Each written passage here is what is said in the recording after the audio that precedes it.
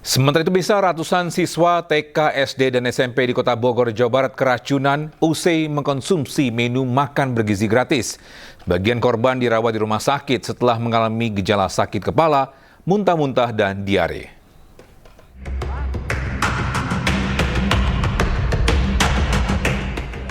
171 siswa TK, SD, dan SMP di Kota Bogor, Jawa Barat keracunan usai mengonsumsi menu makan bergizi gratis. Para korban berasal dari 13 sekolah. Mereka mengalami gejala pusing, mual, muntah-muntah, dan diare. Puluhan di antaranya menjalani perawatan di rumah sakit. Jadi kalau kronologisnya itu dari Rabu ya kejadiannya, tiba-tiba dari Rabu pagi itu anak saya tiba-tiba diare harusnya masuk sekolah gitu ya. Jadi nggak masuk sekolah hari itu. Nah terus coba cek nih kemarin makan apa aja, dan ternyata nanya juga teman-teman yang lain. Ini anak TK ya, TK. Terus ternyata ada beberapa juga banyak yang nggak masuk hari itu dengan gejala yang sama. Sementara itu, usai kejadian ini, para siswa di sejumlah sekolah mengaku trauma. Sebagian besar dari mereka enggan menyentuh menu MBG yang dibagikan. Menu yang berisi bihun goreng, nugget, buah pisang, dan susu ini utuh dan dikembalikan ke pihak sekolah. Dari Bogor, Jawa Barat, Andi Firmansyah, iNews melaporkan. Dan bisa kita sudah terhubung dengan Wali Kota Bogor, Dedi Abdul Rahim, yang saat ini berada di Surabaya, Jawa Timur. Selamat siang, Pak Dedi. Selamat siang, Bang Togi. Apa kabar? Baik, Pak. Alhamdulillah baik, Pak. Pak Dedi, ini bagaimana kondisi korban ini saat ini? Apakah masih ada yang dirawat, Pak Dedi? Ya, jadi pada prinsipnya pemerintah Kota Bogor itu mengambil langkah-langkah kedaruratannya dulu ya, yang memastikan bahwa kami mendata seluruh sekolah yang menerima makan bergizi gratis. Nah setelah itu tentu kami juga lakukan pemeriksaan sampel, yang mulai dari muntahan, sisa makanan, baik muntahan yang ada di rumah sakit maupun sisa-sisa atau muntahan yang ada di rumah. Jadi itu dulu yang kami lakukan sebagai bentuk respon ya atas laporan kejadian yang masuk ke kami di hari Rabu waktu itu. Jadi rupanya kalau secara kronologis kan makanan itu didistribusikan hari Selasa tanggal 6. Ada yang pagi, ada yang siang. Kemudian gejala itu kan muncul kebanyakan sudah di rumah. Jadi di hari Rabu itu IG-nya pemerintah Kota Bogor mendapatkan laporan bahwa banyak siswa yang tidak masuk sekolah. Nah tentu kami harus mengecek sejauh mana, kenapa nggak masuk sekolah. Katanya menurut salah satu siswa, mereka terdampak dari makanan yang mereka konsumsi pada hari sebelumnya atau hari Selasa. Nah ini berkembang, jadi Rabu kami lakukan langsung pengecekan di titik SPPG Bina Insani, ya sambil kita coba apakah betul ini sumbernya dari sana, tetapi secara bukti petunjuk ya atau arah atau indikasinya kan tetap dari sana. Jadi itu yang kami lakukan adalah mendata, kemudian juga memastikan bahwa anak-anak ini dirawat di beberapa rumah sakit, dan langkah kita terakhir adalah memberikan semacam bantuan lah ya untuk biaya penanganan kesehatannya oleh pemerintah Kota Bogor. Bisa dibilang, berarti bisa dibilang harus ada evaluasi terhadap vendor-vendor yang membuat makanan ini ya, Pak Dedi ya? Ya begini, kalau program kan di bawah langsung Badan Gizi Nasional, kemudian pelaksananya itu kan banyak ya, ada dari yayasan, ada dari kelompok mandiri. Jadi kami tidak sejauh itulah. Kami tidak masuk ke bagaimana proses manajemennya. Tetapi kan kami pada saat seperti ini dengan kondisi anak-anak tidak masuk sekolah, kemudian ada gejala sakit kepala, muntah, mual, demam, ya tentu pemerintah Kota Bogor melalui Dinas Kesehatan dan Dinas Pendidikan harus mengambil langkah untuk mengamankan. Selanjutnya juga kami sudah berkunjung ya dari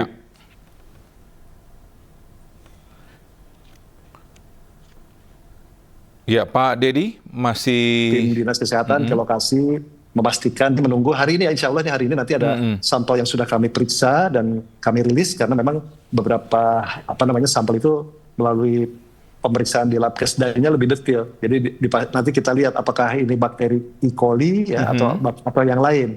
Nah ini dalam proses patogen. Oke, Pak Dedi, ini terkait dengan korban. Apakah ada guru juga yang menjadi korban? Ya betul, karena memang ada beberapa guru yang mendapatkan sisa makanan karena anak-anaknya kan ada yang tidak masuk juga kebetulan hari itu. Jadi kebanyakan daripada mubazir kan makanan bisa dikonsumsi, dan itu tidak menyalahi karena memang kondisinya berdasarkan absensi, anak-anaknya tidak hadir. Ya, kalau seandainya kita boleh tahu nih Pak Dedi, saat anak-anak ini keracunan, apa yang menjadi menu makanan mereka pas dikonsumsi, Pak Dedi? Jadi memang kami sih langsung ya, ada yang kan kami lakukan metodenya ada semacam wawancara dan observasi langsung. Anak-anak memang mengeluhkan ada bau di makanan itu. Jadi sebagian sebetulnya ada yang sudah tidak mengkonsumsi. Jadi kan artinya begini, ini kalau kita bicara sumbernya, ya sumbernya dari sumber yang sama. Di 13 sekolah itu yang sudah kami lakukan pendataan, ada kurang lebih 6 sekolah yang memang secara langsung mereka keluhkan mulai dari awal ada rasa yang kurang enak dan ada baunya.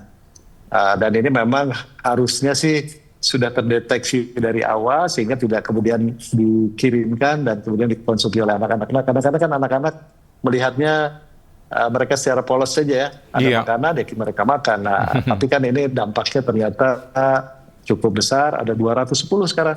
210 orang yang terdampak ya. Wow. Yang rawat inap ada 34, rawat jalan ada 47, dan ada yang keluhan ringan biasa ada 129. Bahkan kemarin masih ada dampak, dan hari ini saya mendapatkan laporan ada satu anak masuk di RSUD Kota Bogor ini. Ini memang sesuatu yang harus kita sikapi dengan serius, baik.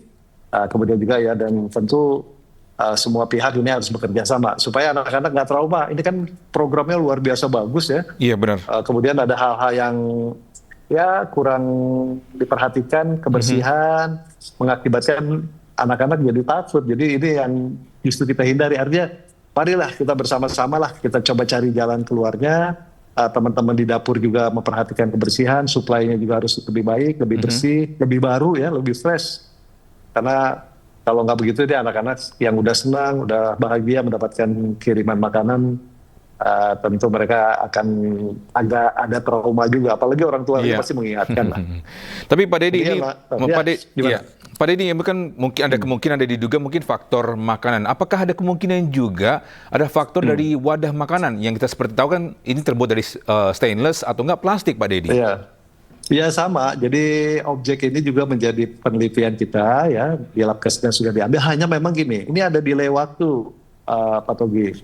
Delay waktunya kan kejadian distribusi itu hari Selasa. Iya. Nah kami mendapatkan laporan Selasa pagi, manakala anak-anak itu kan sudah mendapatkan gejala, bahkan sudah ada yang masuk rumah sakit. Nah jadi kalau kita lihat ke lokasi SPPG-nya tentu kan sudah berubah. Iya. Ya, tapi alhamdulillah sebetulnya masih ada sisa makanan dan juga sampel muntahan anak-anak, termasuk juga ada beberapa langkah ya medis yang tentu harus kami ambil secara standar untuk bisa lebih memastikan bahwa memang sumbernya dari satu titik yang sama. Tapi memang ini catatan supaya ke depan tidak terjadi lagi. Tray-nya juga ya, nampannya ini kita lihat ya, nampannya ini kan ada yang mungkin cara mencucinya atau cara pengeringannya, atau justru bahan makanan. Jadi semua aspek kita coba lihat dan kita minta nanti kita rekomendasikan untuk setiap dapur lebih memperhatikan. Baik, Pak Dedi yang terakhir Pak, selain tadi telah disampaikan sama Pak Dedi, ini apa langkah preventif agar kejadian ini tidak terulang lagi, Pak Dedi? Yang pasti begini, kami menghimbau ya kepada BGN bahwa memang sekarang ini kan sistem koordinasinya belum terlalu sempurna. Kami siap membantu ya, terutama di dalam rangka tadi mendata, kemudian juga memastikan juga teman-teman dari Dinas Pendidikan dan Dinas Kesehatan juga ikut untuk melakukan langkah-langkah pengecekan ya secara rutin. Kemudian juga memastikan juga suplainya juga baik, kemudian pencuciannya dan lain sebagainya. Jadi kami siap dijadikan bagian dari tim dalam rangka mensukseskan makan bergizi gratis secara nasional. Dan saya juga kebetulan sedang berada di Surabaya mengikuti musyawarah nasional APEKSI yang ke-7. Rata-rata para kepala daerah, khususnya para wali kota juga ingin dilibatkan. Jadi kalau boleh kami memohon ke pemerintah pusat melalui BGN, kami siap untuk dilibatkan, dikoordinasikan, jadi jangan sporadis ya. Dan sebagai contoh beberapa kejadian keracunan itu pada akhirnya juga kami harus turun tangan, menangani, bahkan kami juga harus siap-siap juga berkolaborasi ya. Bagaimana nanti ke depan memastikan bahwa anak-anak ini tidak trauma dan masih ingin mendapatkan alokasi jatah dari makan bergizi gratis yang luar biasa hebat ini. Baik, terima kasih Pak Dedi Rahim selaku Wali Kota Bogor atas insight-nya. Semoga kasus ini tidak terulang lagi Pak Dedi ya. Salam sehat Pak Dedi. Baik, misalnya kita ke informasi selanjutnya di mana dalam kurun waktu 1 bulan kasus keracunan makan bergizi gratis terjadi di sejumlah daerah. Ratusan siswa menjadi korban dan harus dirawat di rumah sakit.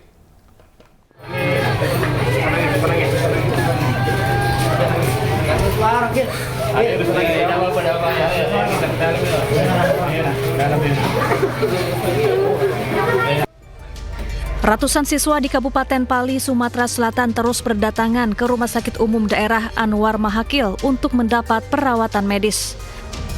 Sambil meringis dan menangis dengan tubuh lemas, para siswa dituntun memasuki ruang perawatan. Bahkan ada pula siswa yang harus dibopong dan menggunakan kursi roda karena tidak mampu berjalan. Mereka keracunan usai mengonsumsi menu makan bergizi gratis. Jumlah korban mencapai 173 siswa yang berasal dari sejumlah sekolah, mulai dari PAUD, SD, SMP, hingga SMA.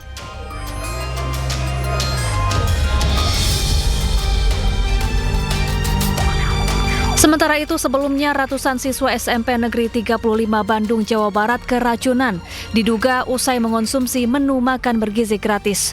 Mayoritas siswa mengaku mual, pusing, diare, hingga muntah-muntah. Mereka langsung berobat secara mandiri.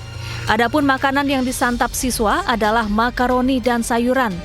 Dinas Kesehatan Kota Bandung masih menyelidiki penyebab keracunan, sementara sampel makanan masih diuji di laboratorium.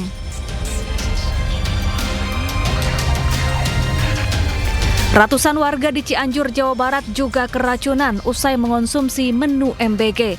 Mereka terdiri dari 78 siswa SMP dan Madrasah Aliyah, serta 98 warga Kecamatan Mande. Sebagian korban menjalani perawatan intensif di RSUD Cianjur. Gejala yang dialami antara lain mual, pusing, muntah-muntah, hingga diare. Dari hasil uji laboratorium, terdapat 2 jenis bakteri pada makanan yang dikonsumsi siswa dan warga. Tim Liputan iNews melaporkan.